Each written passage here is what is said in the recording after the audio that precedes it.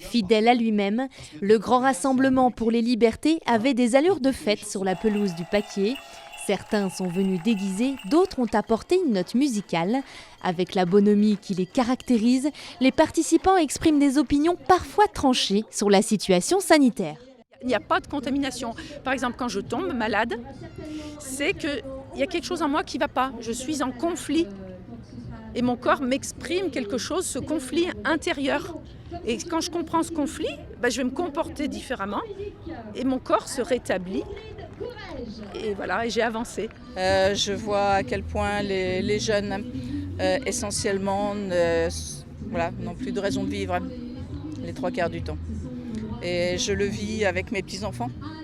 Je me rends compte le formatage, le conditionnement qui fait qu'il n'y a plus le discernement, on ne sait plus qui on est.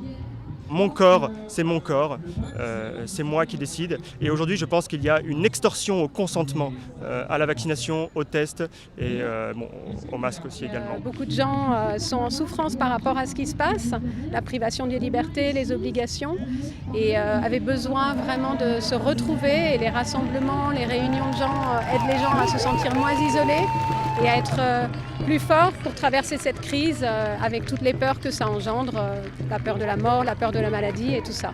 Comme à chaque édition, des invités d'honneur sont venus s'exprimer auprès du collectif. Après Francis Lalanne en mars dernier, c'était au tour de l'ancienne candidate de The Voice, Ingrid Courrèges, de monter sur scène. Ramenez-moi l'esprit des lumières, ranimez-moi ce pays qui sommeille. La chanteuse est venue de Montpellier à la demande du collectif. Elle aussi a son avis sur la pandémie, notamment sur la question du masque. Le masque peut-être est très efficace, FFP2, FFP3, pour des personnes qui sont immunodéprimées et qui sont peut-être plus fragiles que d'autres. Donc ça, je suis totalement pour, mais je suis surtout pour la liberté d'en mettre ou de ne pas en mettre. Une liberté qui est chère à leur cœur et qu'ils redoutent de perdre. On est attaché au fait de prendre soin de sa santé tous les jours et on a le droit, en tant qu'être souverain, nous n'appartenons pas à l'État, nous sommes des êtres qui sommes bien plus grands que ça et nous avons le droit de revendiquer notre droit de nous soigner comme bon nous semble. Ah, stop maintenant, c'est bon, ça suffit quoi. Hein. Voilà, on a tout simplement envie de vivre une vie humaine, et une vie humaine aussi en lien avec la nature, avec l'environnement, avec la terre, notre terre-mère, et on a vraiment besoin d'humanité entre nous, quoi. C'est tout simplement. Hein. Au total, ils étaient plus de 400 personnes à se rassembler sur les bords du lac d'Annecy. Parmi eux, une cinquantaine ont été verbalisés pour non-port du masque.